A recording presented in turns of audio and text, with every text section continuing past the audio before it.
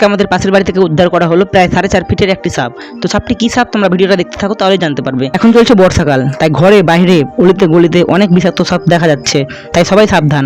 কাউকে যদি সাপে কামড়ায় তাহলে তাকে ওঝাগুনির কাছে না নিয়ে গিয়ে সোজা ডিস্ট্রিক্ট হসপিটালে নিয়ে যাবে, কোনো প্রাইভেট নার্সিংহোম বা হসপিটালে নয়। তার কারণ আজকে আমাদের গ্রামে একটা মহিলা সাপের কামড় খেয়ে মারা গেল, তাই এখন সবাই একটু সাবধানে থাকবে। আর আমাদের পাশের বাড়ি থেকে যে সাপটিকে উদ্ধার করা হয়েছে সেই সাপটির নাম হচ্ছে ডারাস বা রেড স্নেক। এই সাপটি একদম নির্বিষ সাপ, এর কোনো বিষ নেই। কিন্তু এই সাপকে নিয়ে গ্রামগঞ্জে একটা কুসংস্কার রয়েছে, এর নাকি লেজে বিষ থাকে, মানে শরীরের কোনো অংশে যদি লেজের বাড়ি লাগে তাহলে সেই জায়গাটা নাকি বলে পচে যায়, আর পচে যাওয়ার কারণে সেই জায়গাটাকে কেটেও বাদ দিতে হতে পারে। কিন্তু একটা কথা মনে রাখবে, পৃথিবীতে এমন কোনো সাপ নেই যে সাপের লেজে বিষ থাকে, তাই কেউ কুসংস্কার লটাবেন না বা কুসংস্কারে কান দেবেন না। আর কাউকে যদি স্নেক বাইট করে তাহলে অবশ্যই তাকে ডিস্ট্রিক্ট হসপিটালে নিয়ে যাবে। এই সাপটি একদম নির্বিষ বলে এই সাপটিকে যেখানে ধরা হয়েছিল তার পাশের একটা বাগানে ছেড়ে দেওয়া হলো। ভিডিওটা যদি একটু ইনফরমেটিভ হয়ে থাকে তাহলে অবশ্যই বন্ধুদের মধ্যেখানে শেয়ার করে দেবে, আর ভিডিওটা ভালো লাগলে একটা লাইক করে দিও, আর চ্যানেলটা সাবস্ক্রাইব না করে থাকলে সাবস্ক্রাইব করে দিয়ে পাশে থাকবে। দেখা হচ্ছে অন্য কোনো মিনি ব্লগে। টাটা।